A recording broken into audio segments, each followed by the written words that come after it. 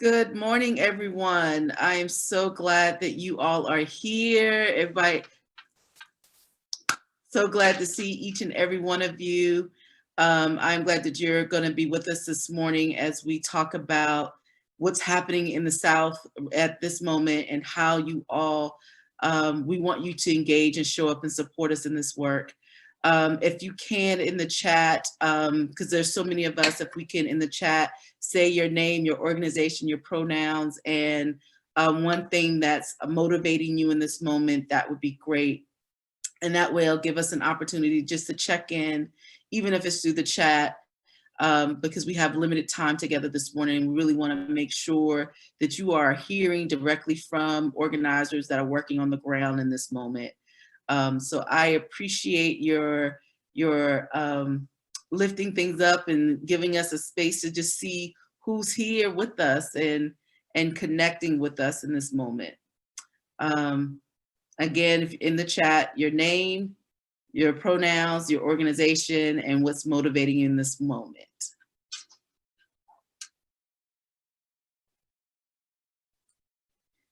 And while you are doing that, I'm going to keep us moving this morning to make sure that we have enough time to hear from our wonderful movement group organizations, and also the space to give you all opportunities to ask some questions. But I just want to talk to you a little bit about why you're here this morning. And so you all know what's facing Georgia right now with these runoff elections. And we wanted to give you the opportunity to hear directly from movement organizations that are focusing on power building in this moment, and how you all need to support these efforts and support these organizations, and to just lift up the importance of really fully funding and building the capacity of 501c3 mobilizing efforts in this moment. These folks are working hard, working beyond the capacity that God has really given them to really make sure that we can show up in this moment, and that people and their voices can be heard across the South, particularly in Georgia right now. Georgia has a lot facing it, and our state table has been really pushing and moving and engaging and building relationships over this last, I would say year, but it's been longer than that to really make this moment happen. And I want you to hear directly from them around what's going to be required in this moment to keep it moving. We know that folks have been moving resources to the South, to the Georgia, but we really want to give you a space to really figure out how to do this in this very moment in a way that's really going to build their full capacity to organize over the next 2 months and make sure people's voices are heard. So with that being said, I'm going to turn it over to Tamika Atkins. And in each person's introduction, if they will introduce themselves, tell a little bit about your organization, but then they're going to talk about what's being required in this moment, what they're seeing across Georgia, some of the challenges and uphill battles that they've been facing, but also some of the strategic things that they're doing to make sure that things are being coordinated in a way where resources can stretch across the state and people can get access to what they need to do their jobs and to do it well for the citizens and residents across the state. So with that being said, I'm going to turn it over to Ms. Tamika Atkins. Thank you, Tamika Mosley. I appreciate it. So good afternoon, everybody. My name is Tamika Atkins. I'm the Executive Director of ProGA. I'm only going to talk for about 2 or 3 minutes so that folks can hear from other partners on the call. So as Tamika said, I am the Executive Director of the C3 table here in Georgia, and we coordinate voter registration and civic engagement efforts with 38 different organizations on the ground. We have done this work with our partners since 2012.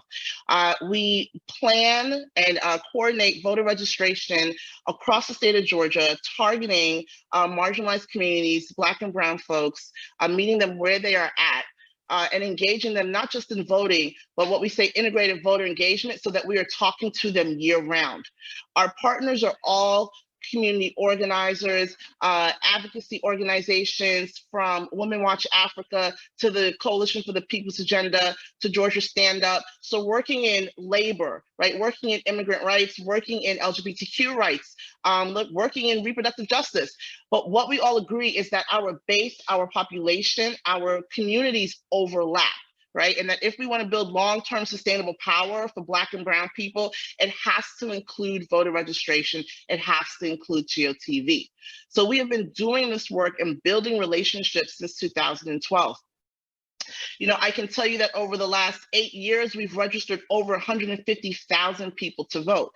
And when I say we registered, I'm talking about our 38 table partners, that ProGeorgia helps with the tools and the data so that they are registering people across the state, right? That we're being efficient and effective, right? And not duplicating efforts, right? That our partners are able to do the follow-up work with each of these folks that we register and follow their applications, not just we registered them and walked away, but that we made sure that they got on the rolls. We also do GOTV across several states, so the several counties. So the reality is Georgia has 159 counties. We have the second most amount of counties behind Texas. 60% of the state's people of color population lives in Metro Atlanta. So that's about 16 counties. And that is where a majority of the voter registration and civic engagement efforts happen. However, many of our partners also do coordinated VR and civic engagement in other parts of the state, primarily along the Black Belt, in rural Georgia, Southwest Georgia, so Albany and Columbus and Augusta, and then also along the coast. Savannah, Chatham County, where there's a high density of people of color there. For the fall election alone, our partners had a little under 3 million conversations with registered voters of color. The exact number, for people who like exact numbers, is 2,955,000 conversations, right? This matters in a state where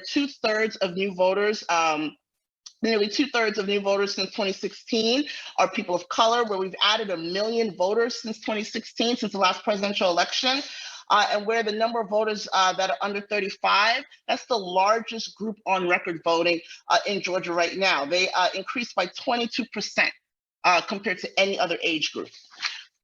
How we know that our work works.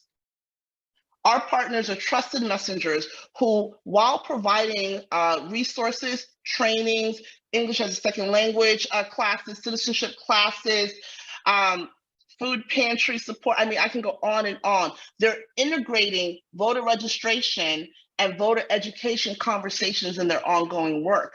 So they have 8 years under their belt of building trust with the community. We can look back to 2016's presidential election and see where Gwinnett County, the most diverse county in Georgia now, voted for the most progressive candidate on record in C3 language. Before it was sexy for the PACs and the C4s and folks to invest in Gwinnett County, our partners were already there since 2012 because they already saw that is where our folks were moving. That's where Black and Brown folks were moving. That's where immigrant communities were moving. And so our partners followed to continue providing them with resources and support, right? And then doing that work over 4 years, combining it with voter registration and voter education, led to the particular outcome that I mentioned before.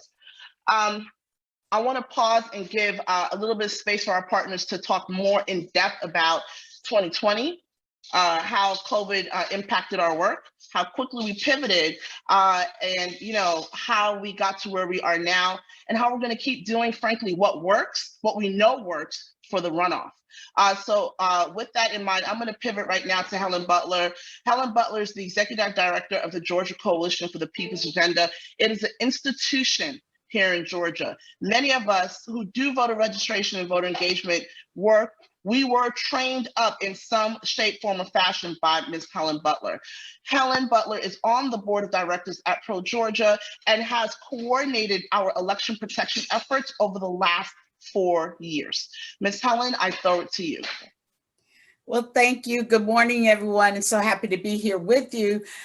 As Tamika said, I'm Helen Butler, Executive Director of the Georgia Coalition for the People's Agenda. We are a nonpartisan, nonprofit organization that was founded by the late Reverend Dr. Joseph Eccles Lowry, along with other civil rights leaders, whose primary focus, of course, was to improve the quality of governance through our civic engagement work, registering, educating, mobilizing, and holding our elected officials accountable. But we also did a lot of work around election protection. And as Tamika also said, I guess I am the longest one on here that have been working in this table atmosphere. I am one of the founding organizations of the table, Pro Georgia Table, and have been here since its inception. But before that, we again were protecting the right to vote because Dr. Lowry, Dr. King, Rita Samuels, C.T. Vivian, John Lewis, so many other civil rights leaders that you never hear of actually got the protections of the 1965 Voting Rights Act. And when Shelby v. Holder gutted some of those civil rights protections, we jumped into action to really start monitoring boards of elections to ensure that that right to vote is protected. It isn't just now happening process. This has been a long process getting here to protect that right to vote, whether we actually do election reform through legislation or whether we had to actually file lawsuits to get it done. But we've been working together, and this coalition specifically for the 2020 election cycle has seen a diverse number of organizations who normally do not get involved in election protection come and be a part of this, including national, state, and local partners that have been working since February to really get our act together in terms of how we should be looking at where we should be protecting that right to vote, taking proactive measures, calling out voter suppression when we needed to, and actually making sure we work behind the scenes to get voters to exercise their right to vote. So what has it resulted in? I can tell you, as a part of our 2020 election cycle, we have already recruited over 1,300 poll monitors, people that will actually be deployed to polling locations to monitor to make sure they start on time, that the machines are working, that voters are allowed to vote without problems, and if not, to call the 866 Our Vote hotline that we do in conjunction with our legal partners like the Lawyers Committee, like the Southern Poverty Law Center, and the Leadership Conference, so ACLU. So all of us are working together in coalition to make sure this all happens and people are able to exercise their right to vote. We actually monitored 93 of the 159 counties in the state of Georgia. So we were able to ensure that people were able to exercise their right to vote without minor problems. We also recruited because we saw during our July primary that there were lots of problems with poll workers not showing up to duty. They were impacted by COVID because they were older. Average age is 65 and above. So we recruited over 773 poll workers that we referred to both our local boards of elections. However, there was a caveat to the way we did our poll worker recruitment. We understood, and for full transparency, I belong to a board of elections, so I know the inside as well as I know the outside. So we trained our poll workers, the people that we referred, we gave them an orientation so that they would be really knowledgeable about what to do. So we're going to implement those same strategies going forward. We were successful. We know we're going to be successful, and we'll be happy to answer any question you may have about our election protection coalition. Thank you so much. Thank you so much, Ms. Howell. Oh, I'm not the moderator. You better wrong to me. It's all right, Tamika. We're going to work this thing out. That's the beauty of having two Tamikas, y'all.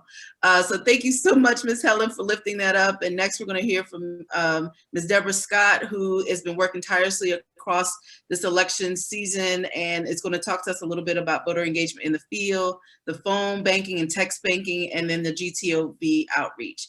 With that being said, I'll turn it over to Ms. Deborah. And just Deborah, if you could just lift up a little bit about who you are and your work in your presentation.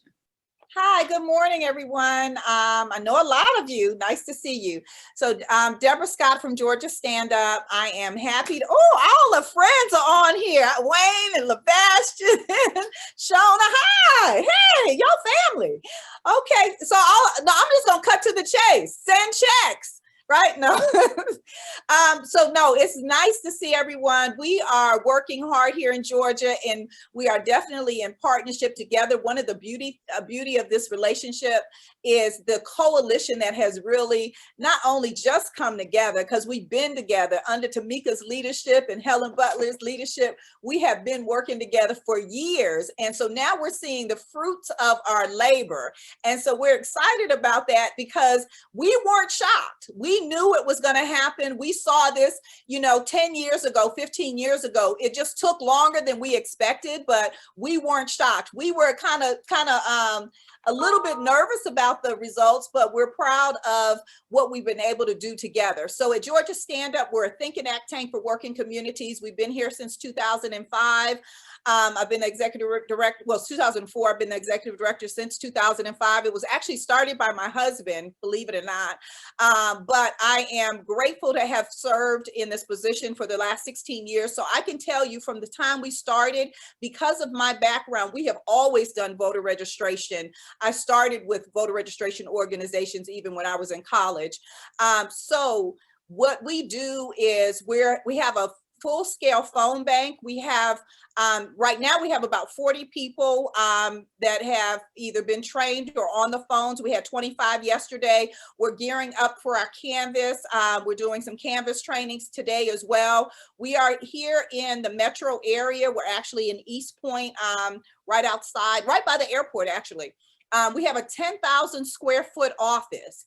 And so we're able to have multiple people in multiple groups in the building in different places. So that's been a great space for us. We call it the Movement Center. What we're doing right now, I think we did, and y'all can correct me, I think it's like 1.6 million calls during this last, calls and texts during this last section. And so we just relaunched the campaign, starting all over again. We're retraining all of our phone bankers, our canvassers.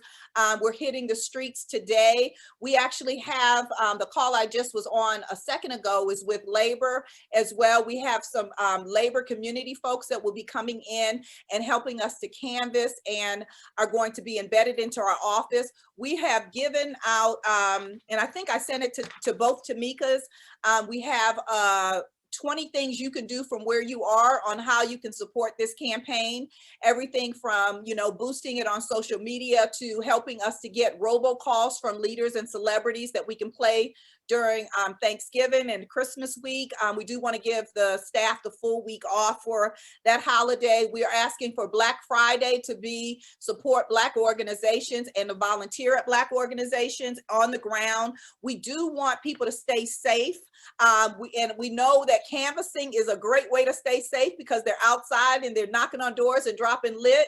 But we don't want people to travel if they're not already here. But if you are here or planning on coming, we can support between what Helen and Tamika and Pro Georgia are doing. We can support efforts in other places and kind of do a supply chain delivery system of walk list, as well as materials. And I know my time is running up, so I'll stop there. So we're focusing on Black women and youth. We have a electorate that has just turned 18 or will turn 18 by the election. And so we are trying to get as many of those 17 and a half to 18-year-olds to register to vote. The deadline is on the 7th. And so one part of the campaign is just to get them registered to vote. Another part is to focus on the base. I just had a call and somebody asked me, well, what about white women? It's like I'm glad somebody else is going to focus on white women, but we are going to focus on Black youth and Black families, because that's where we know the base of operation is for what we do.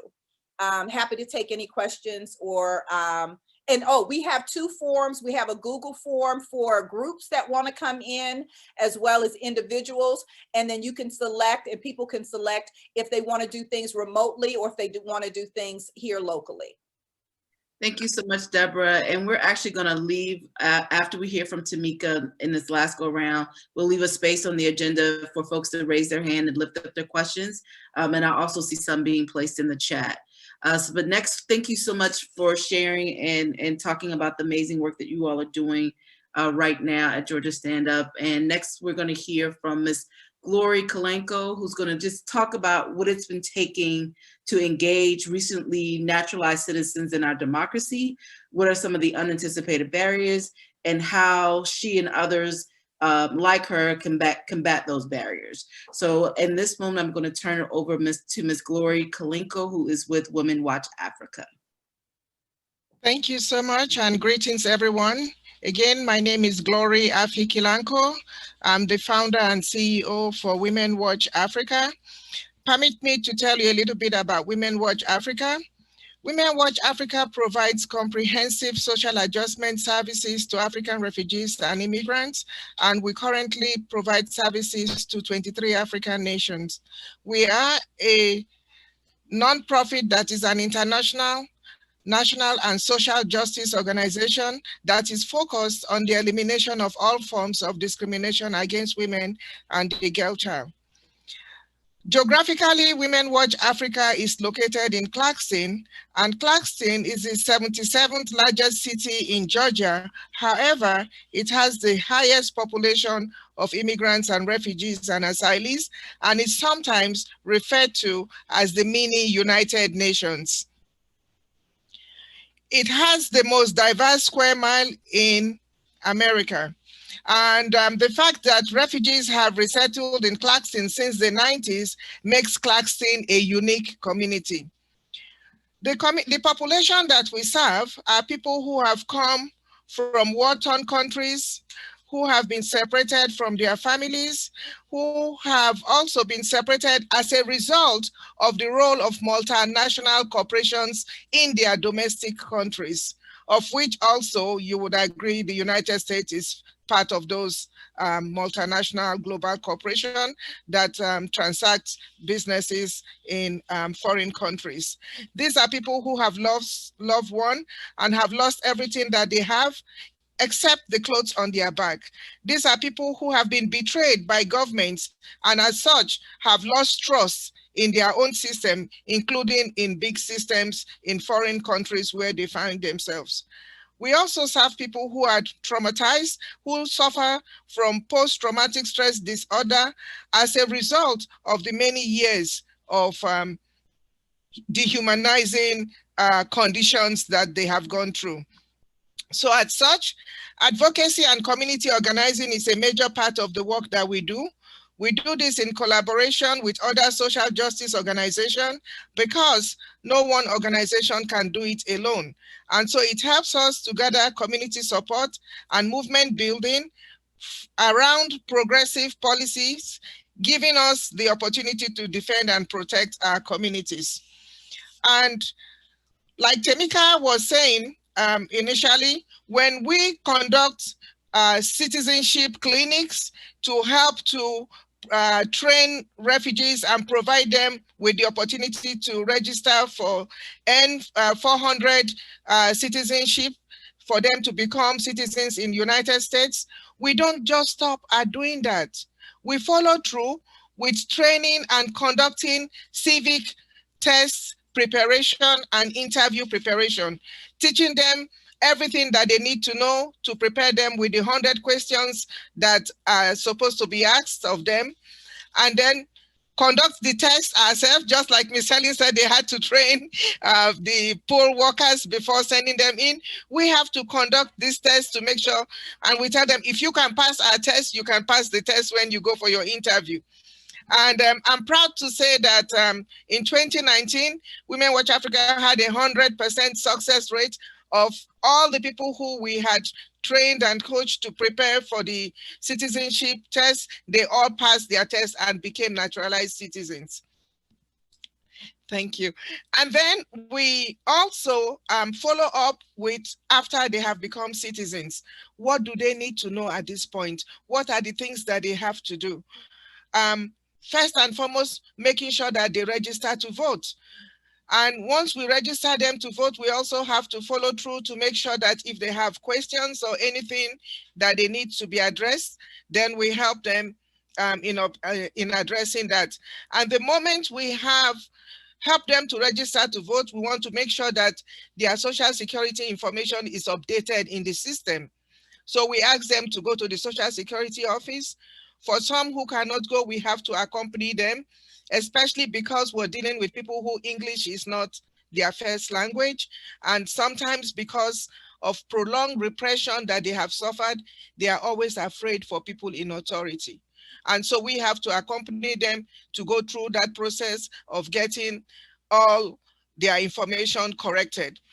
Some of them also have children who already automatically becomes naturalized citizens as a result of their parents becoming citizens. We have to walk them through how to complete the Form 600 to be able to obtain that. And then we start the second level of making them understand that at this time, they want, as a naturalized citizen, they now have the opportunity and rights of freedom of expression of themselves, freedom to worship in the manner that they wish, the rights as to perform jury duties, the right to vote, and the right to also vote for somebody in elected office, the right for them to also aspire to leadership and aspire to certain positions that they themselves can also contest for office. And during this last presidential election, it was a very difficult moment in our community because COVID had struck. And as a result of COVID, during the phone banking conversation and canvassing, we were able to knock on doors, but we had some limits that we could go to. So at that point, we had to resort to using community ethnic radios. We recorded information on community ethnic radios and kept playing them over and over in 5 refugee languages, including Arabic, Swahili, French, so that people can understand what they need to do and how they can get around doing those things. And so on the day of the election, first before the election, we had assisted a number of community members to complete absentee ballots and made sure that those absentee ballots were taken to the drop boxes on time. And then encourage others to also go out to, some said, no, it's my first time voting. I want to have the experience of walking in to go and cast my vote, because for many years after I left my country, I have never gone out to vote. So it's my joy to go out this time around to vote. So we encourage those set of people to go out and take advantage of early voting. And so we had to accompany some of them and equally provided transportation to take them to places where they were able to be on the line to cast their votes. During the period of us driving through to see what was going on during poll monitoring, we found out that some naturalized citizens were being denied to vote because the poll workers did not understand that some of these citizens, it takes longer time for their information to appear in the system. And so they were turning them back. And when we got wave of this, we had to take this opportunity to educate them to say, no, please, they have the right to vote. They are newly naturalized citizens. All you can do is ask them to go back home, to come with their copy of naturalized certificate and show to you. And once they present their naturalized certificate to you, at that time, you should give them provisional ballots and allow them to cast their votes. And so this helped us a lot in solving the situation where we had people being turned away who are naturalized citizens, and so they were able to now vote. And it was also a learning opportunity for those who were working the polls. They were like, oh, we didn't know this. Thank you so much for letting us know. So I'm glad to take questions and can talk more in terms of other issues that came up as we did this work. But thank you once again for the opportunity to have me. Thank you, Ms. Gloria. And I'm going to actually turn it back over to Tamika, who can talk to us a little bit about the plan and the runoff needs. Thank you, Tamika. And also, I just want to say thank you to Ms. Helen, Ms. Deborah, and Ms. Gloria for taking the time out today because they are all exceedingly busy. I think to just share the work that they've been doing, how they do the work, and why it matters that we do the work the way we do. Just a little bit about, not a little bit, but ProGeorgia, some of what we're doing. We've been working with the GeoTV universe of about 3 million registered voters of color. And this is pretty significant. In 2016, we started with a GeoTV universe of about 330,000 people. 2018, we were like, okay, we're feeling ourselves. We think we can do this. We had a universe of 500,000 people. And in 2016, our GeoTV universe of 330,000 people, their voter turnout was 67%, compared to the statewide turnout of registered voters of 60%. So, you know, again, we know that we are not the only ones talking to these voters, but we do know that the folks that we talked to and had multiple touches with voted at a rate 7% over the state voter turnout rate. You know, as we move to 2020, we're continuing our universe of 3 million registered voters for our GeoTV universe for the runoff. We coordinate the communication efforts. So that's social media, digital and print billboards for the past, I keep saying the past presidential election like it was a million years ago. We had digital and print billboards advocating, encouraging people to stay woke, vote. That was our campaign this year, connecting activism to voting. We had it in, I think it was something like 80-something counties, and you know, it included the sides of buses, the little bus shelters where you wait, the sides of trains, and inside of the train terminals. And it also included big billboards across the state. And many partners would text me photos and videos, excited when they would see our work. This past presidential election, we sent out 2 mailers to a GeoTV universe of about 1.2 million registered voters, well, I should say households of 900,000 voters, reaching 1.2 million registered voters of color. And we did it where we sent the first mailer, you know, with information about, you know, vote by mail, how to check your status, you know, using ballot tracks. And then our second mailer was to the rest of that universe that had not yet voted by the time we had sent out the first mailer. This election, we are sending out 2 mailers again to our GeoTV universe, but we're also funding all of the in-language mailers that our partners are sending out. And so that includes Spanish, Vietnamese, and Korean. We have consistently provided PPE to our partners this entire year.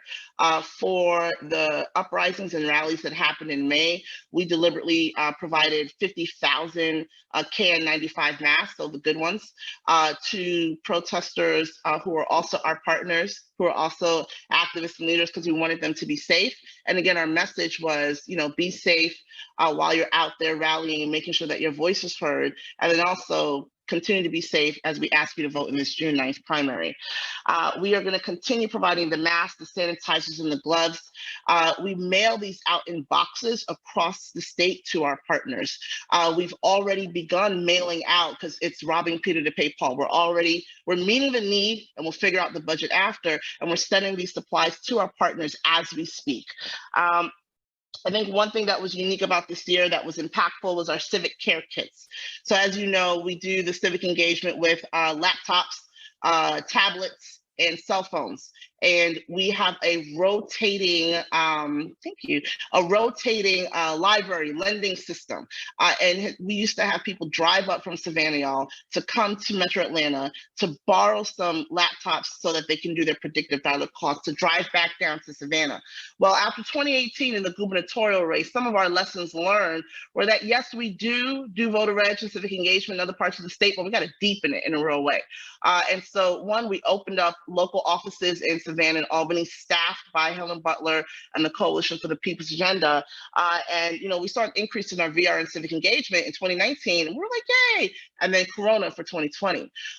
So what we did instead is, again, robbing Peter to pay Paul. We just purchased what people needed. We purchased laptops and cell phones and tablets and paid for unlimited data on all these tools to a tune of, by the time we hit July, $30,000 a month, and we shipped them around the state. And what that means is that rural voters of color, it means canvassers who are not based in Metro Atlanta, it means, people who are using these tools as canvassers, but then also in their family, they had what they needed, because we're not asking for any of it back.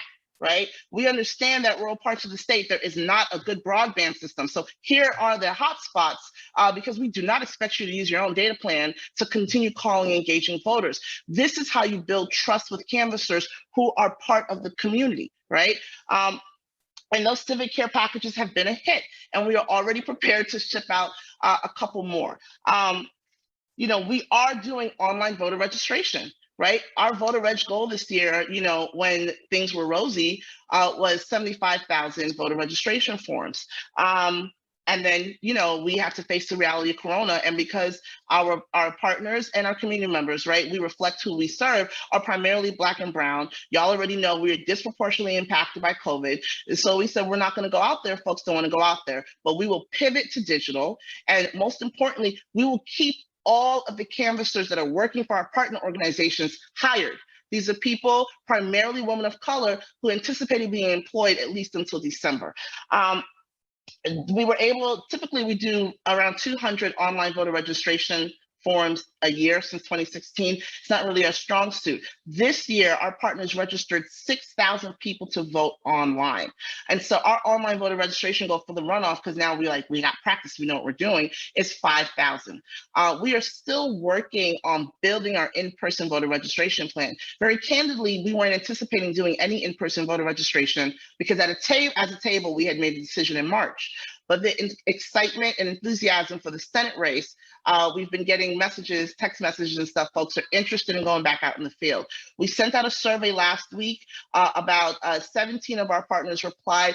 8 of them do plan to go back out in the field. And so we just had our call today with Everybody Votes and with our integrated voter engagement manager, Denise Luke, to begin building what a safe in-person voter registration program could look like for the small groups of partners who are looking to register.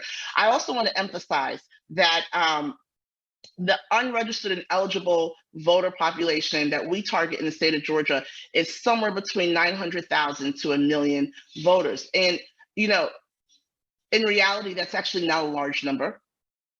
And, really, we want to make sure we emphasize that those who are registered to vote, that our energies are being put into getting them to request absentee ballots, to vote by mail, and to vote during early vote. Just a couple of other things. In the last 2 weeks, we have been asked by partners to organize a couple of things. One is organizing the money. So we encouraged all of our partners to create an Act Blue account, and whoever needed help setting one up, we got you. But our partners, and that's why it's important to have the way we're doing this panel now is with our folks. Trust has been built, right? And so we reduce the need for partners to have to fill out 12-page applications, that we hold that end of the work. Any application or proposal that is submitted that names partner organizations, partners review, give feedback, and edit before it is submitted. Nothing, about us without us is our mentality here. And so to that end, part of our original budget for re-granting to partners to support their civic engagement efforts was $1.2 million. By the time we completed the MOUs with all of our partners, which is already done, did it in a one and done, collecting the information, created the terms for partners. We are looking at re-granting $2.3 million directly to our partners to support the civic engagement efforts. Checks are already moving. We transitioned to ACH yay, since like 2018. And so it's much easier and faster to move the money, right? But again, we are committed to getting the funding to our partners as quickly as possible. If it wasn't for sustained funding through the table, many of our partners would not have been able to hold on to some of their canvassers, and that is, again, how you build the trust, how you have trusted messengers when it's also the same people and the same organizations that show up year after year after year.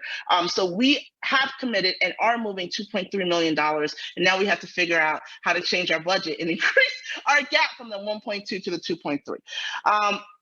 We are also organizing volunteers, right? And again, all of this at the request of partners, right? Partners can, volunteers, everybody around the country wants to come to Georgia. Don't. Okay, that's one. And then two is that for those who are interested in volunteering, some of our partners are like, yes, contact us. And some of our other partners are, we don't have the capacity to hold the world of volunteers. And so we are working with a firm who is vetting volunteers, right? For those who want to make sure that there's a good vetting system, that these are trusted people and not infiltrators who are doing the work. And that is being offered to partners this week. We are also organizing on our website, govotega.org, the ability for people out of state to participate in large scale phone banks and text banks. And last but not least, and I know it feels small, but it isn't, we are providing social media and website support to our partners. This is an opportunity, a rare opportunity. And the US Senate race absolutely matters. But the PSC race, Public Service Commissioner race, really matters, because people feel that. That's our hook. They feel that when they, Georgia Power has we pay some of the highest utilities here in Georgia, right? So people feel that. But, folks need support with their social media and their website so they can, use and capitalize on this moment to sustain their organizations past this moment when no one remembers Georgia in the future. And so we are also providing that kind of capacity building. And I did hit my time warning, but I will also say ProGeorgia has created a child care fund and a Gen Ops fund so that we can help our partners be able to care for themselves, right, in the midst of Corona. And we are still funding one is to close the gap on that fund, which is in the budget, but we would like to actually fund this through June. So I will pause there and throw it over to Tamika Mosley. Thank you so much, Tamika. We did want to leave a few minutes in the webinar to answer questions. We have 2 questions that were lifted up earlier that I will go over. But in the meantime, if folks would like to go ahead and begin stacking, you literally in the chat, just write stack. And Sophia and I are going to call you out so that you can lift up your questions. And we only have about 10 minutes. So I apologize if your question does not get answered, but we will take note of them and follow back up with you to make sure you get the clarity that you need. So our first question came from Nat Williams, and he wanted to know, what about texting and phone banking opportunities? How can we get involved in this work? So I'm going to point these questions to Tamika, Miss Helen, Miss Glory, and to Ms. Deborah. So if one of you all would like to address that question, it is again, what about texting and phone banking opportunities? How can we get involved in this work? Great, I'll jump in. They can definitely fill out a form asking to do phone and text, and we will send them the information so that they can do it right from home. It'll be a script, as well as the technology will have a little video so that they know exactly what to do. And then we have tech support on the other end if they have a problem. All right, so Deborah, if you can please in the chat, if you can place your information in the chat box so folks will know how to directly contact you and get access to that link. All right, the next question is from Scott Edmonds from Mary Reynolds Babcock Foundation. Unofficial reports are coming out about the scale of the absentee ballots that were rejected in the Atlanta metro area. Can someone say a little bit about the strategies thinking around this for the runoff? I will take that one. We've had a ballot cure process. Right after the election day, we began a ballot cure process to do, well, we did, let me back up. On absentee ballots, we did a cure process before election day for provisional ballots and those kinds of ballots and other ballots that came in after Election Day, we did a ballot cure process where we actually had we got the list of provisional ballots. We compared it to the voter file, did phone banking, we did texting, but we also followed up to make sure that they got their provisional ballots cured. And if they didn't get it cured before the votes actually got counted that Friday, we're working with them to make sure that ballot process is cured before it goes to the November election. I believe someone had said it was about a 30% problem in Gwinnett County, but according to the data that we have, Gwinnett had 10% of the rejected ballots. And a lot of those were not signature matches, as some people think they were. A lot of them were out of precinct kind of locations that they were doing. So we're going to, again, analyze all of that data and be working on that going towards the January election cycle. Thank you so much, Ms. Helen. All right, our next question is from Julietta from the Groundswell Fund. For Black Friday and supporting Black-led orgs, will y'all send us what to share out and to lift up? Absolutely. Am I on mute? Yes, absolutely. We'll send it out. In fact, Tamika, I just sent you the document. And so I can't put it in the chat at the real time, but if you can send it out, they definitely can do it. Two things on Black Friday. One, we have a number of people who are asking what can they do remotely, and we're getting all these little thank you cards. A couple of years ago, I was working on a campaign and we started sending out Mother's Day cards, and that was a huge hit. So one of the things that we're asking for organizations that are other places is to buy Black holiday cards and go ahead and sign them and put positive messages about them, in the cards, send them back to us. We'll put in the voter information, and then they'll actually get a handwritten holiday card that is something nice that they would like to keep, as well as the voter information. And we know that people will open that because we know that they have voter fatigue and they're sick of getting regular mail. They're sick of the TV airways. So we're trying to find other ways to reach the voters that are non-touchless. So, and then on Black Friday, we'll be sending out a list of Black organizations that are working collectively, like this group here, so that everybody knows who they can support on Black Friday, and then asking people to sign up to volunteer. They don't have to do it on Black Friday, but at least push out the signups on Black Friday. Thank you so much. Tamika, can I quickly say something that Women Watch Africa is doing for Black Friday? Yes, ma'am.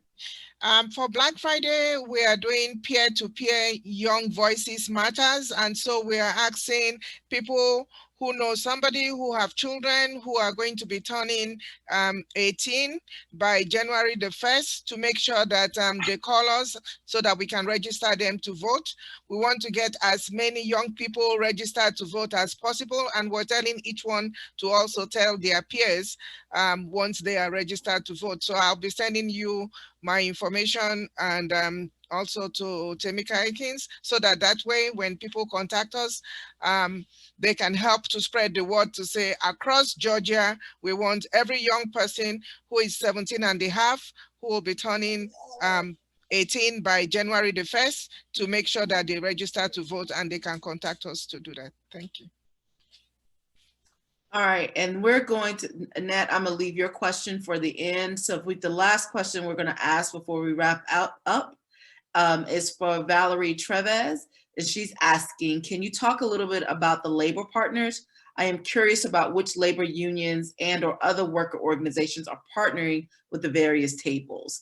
And if we can answer this question quickly, that would be great. We have 2 minutes. Hi, so this is Deborah. So we just got off the call with the national AFL-CIO. We have CBTU, APRI that are interested. We have OPEIU,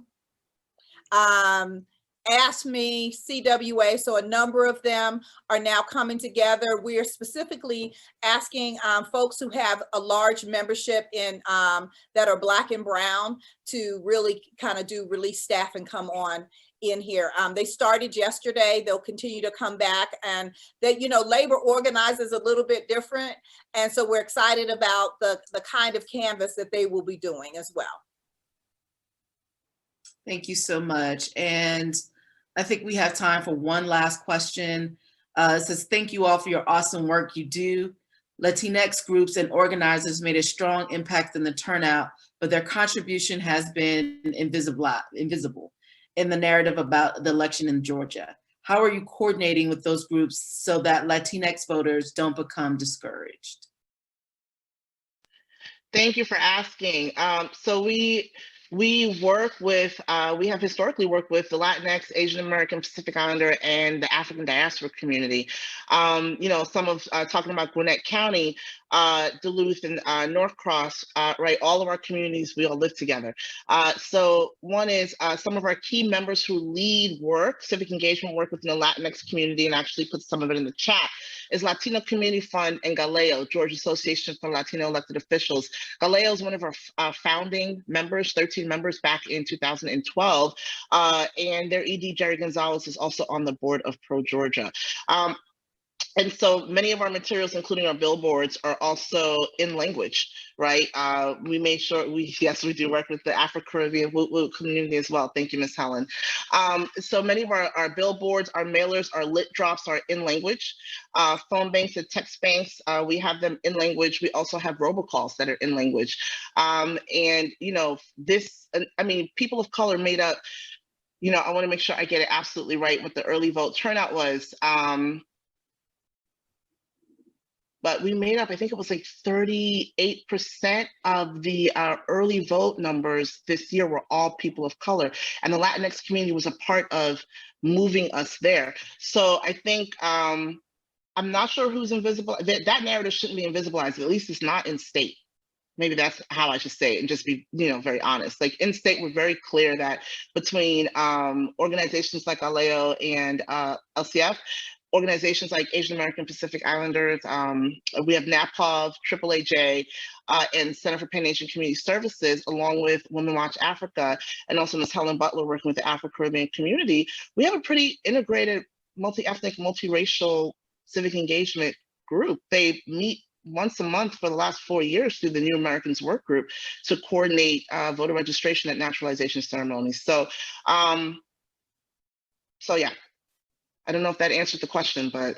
Yeah. Thank you all so much for lifting up your questions and for spending time with us today. And, you know, Grant Makers for Southern Progress never leaves a funder webinar without there being a call to action. So here it is. Money. Move money. Move money now. We're asking you all, Sophia Giddens with State Voices has been a resource to the state table in Georgia and is working with Tamika Atkins to really make sure resources are being distributed to all of the funding all of the partner organizations across the South.